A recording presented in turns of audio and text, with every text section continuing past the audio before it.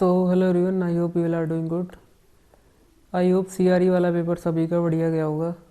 जैसे रिव्यूज़ मिल रहे हैं तो पेपर तो ईजियर साइड ही था, ठीक है, इन कंपैरिजन टू सीआरई 24 और इवन सीआरई 25, ठीक है।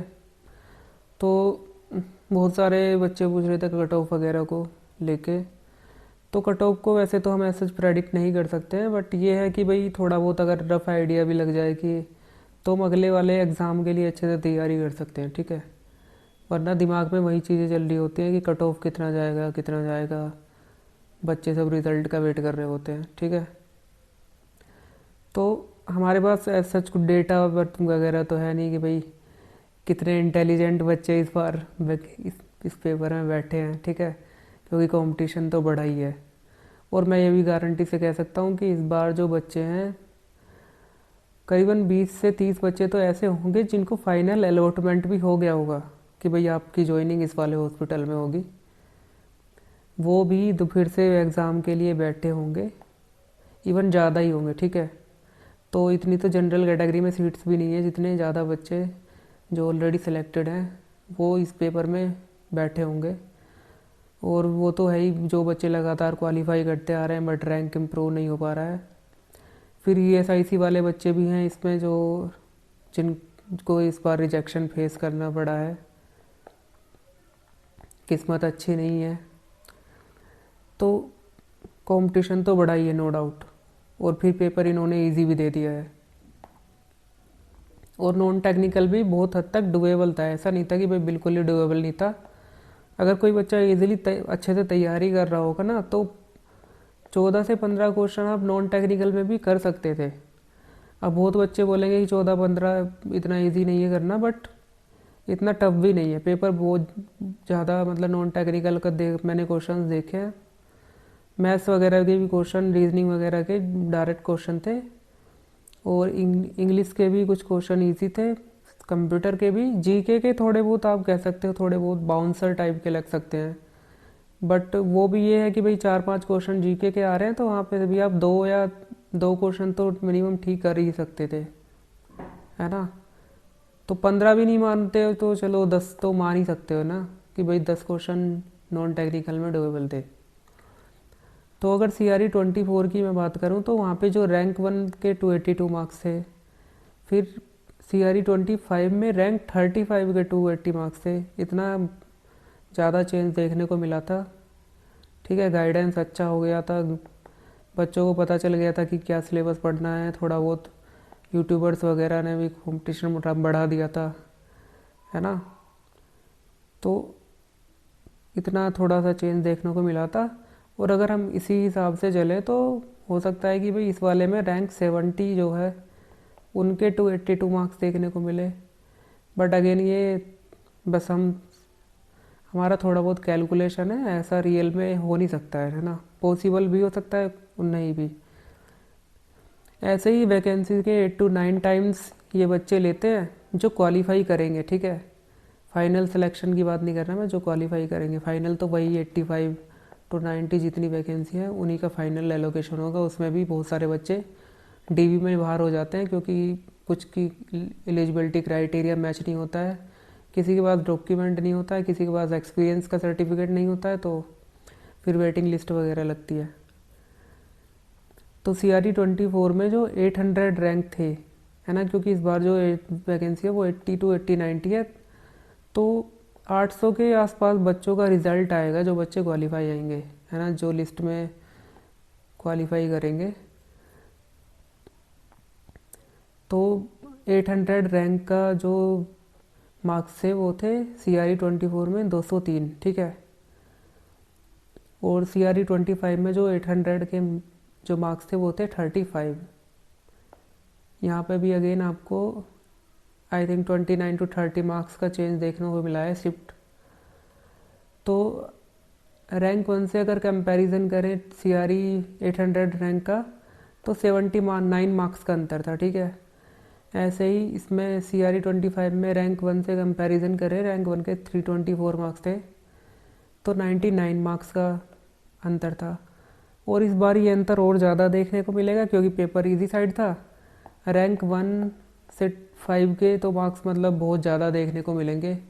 हो सकता है कि 350 के आसपास देखने को मिले, 350 से 340 के आसपास। तो 79 99 तो हो सकता है कि भाई 119 119 मार्क्स का अंतर देखने को मिले, ठीक है, रैंक 800 में और रैंक 1 में। अगर हम थोड़ा सा जब कैलकुलेशन कर ही रहे हैं तो थोड़ा सा और करके देख लेते हैं। तो देखो, अगर एक नॉर्मल जिसने अच्छे से तैयारी करी है उस बच्चे की अगर मैं बात करूं, तो सपोज़ जो डोमेन में एमएलटी में 80 क्वेश्चन पूछे गए थे, अगर एक वैसे तो 70 क्वेश्चन डुएबल थे इजीली, ठीक है, 70 क्वेश्चन इजीली सब ठीक करके आए होंगे अगर कोई भी अच्छे से तैयारी करके गया है। बट फिर भी चलो अगर हम मान लेते हैं कि चलो 70 ठीक नहीं हुए, 65 तो हुए होंगे ना।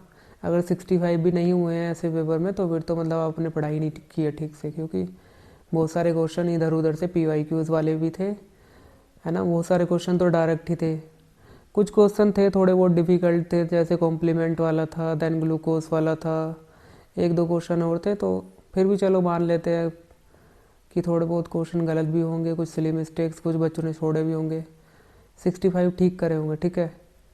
नॉन टेक्निकल में 10 क्वेश्चन भी चलो मान लेते हैं ठीक करे होंगे, तो हमारे हो गए ये 75 क्वेश्चन, और 75 को 4 से मल्टीप्लाई करते हैं तो 300 आते हैं, ठीक है, 300 मार्क्स।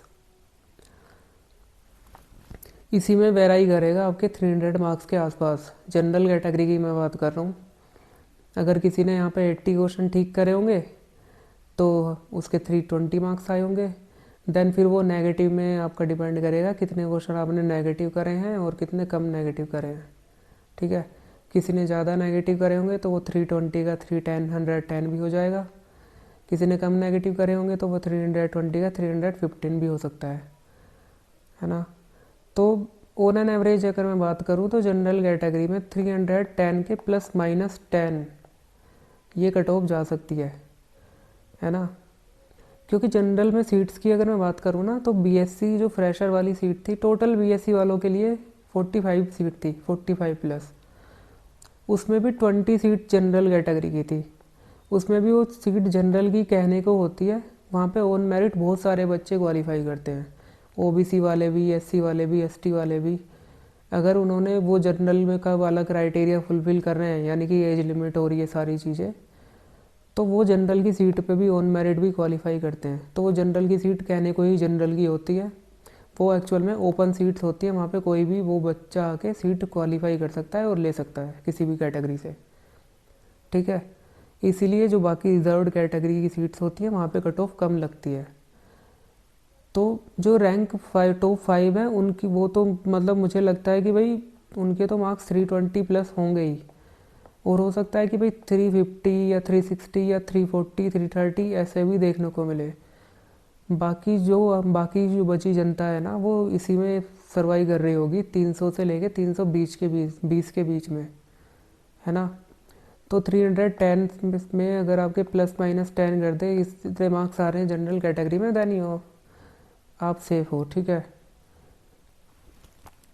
इसमें फिर 300 भी हो सकता है, 310 भी हो सकता है, 315 भी हो सकता है। क्योंकि अगर सपोज़ करो एक दो क्वेश्चन अगर गलत भी हुए ना, तो हमें पता नहीं है एक्चुअल में कि वो क्वेश्चन हटाएंगे उसके मार्क्स देंगे या फिर उसके मार्क्स कम करेंगे, ऐड करेंगे, सब्सट्रैक्ट करेंगे, ये हमें एक्चुअल में पता नहीं है, ठीक है। और हर पेपर में एक ना एक तो क्वेश्चन ऐसा होता ही है, चाहे वो नॉन टेक्निकल पार्ट में हो, टेक्निकल पार्ट में हो। अभी हमारे पास सामने से पेपर नहीं है, आंसर की नहीं है, तो हमें लग रहा होगा कि भाई सारे क्वेश्चन ही ठीक थे, ठीक है।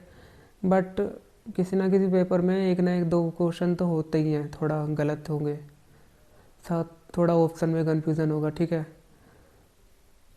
तो वो हमें पता नहीं है, उनके मार्क्स वो ऐड करते हैं, सब्सट्रैक्ट सब हटाते हैं, घटाते हैं।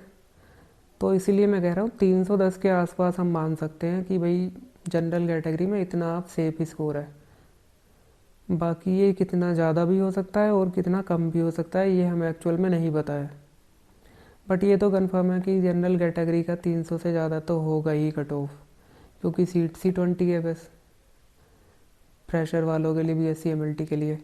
हाँ, जिन जो एक्सपीरियंस वाली सीट्स है, खासकर लैब अटेंडेंट वाली, तो उनके लिए थोड़ा और कम हो सकता है कट ऑफ, हो सकता है कि भाई जनरल कैटेगरी का 290 तक भी पहुंच जाए, बट ये पॉसिबल नहीं है क्योंकि पेपर इजी था। तो मुझे तो यही लगता है कि 310 हो गया, इससे प्लस होगा 10, है ना।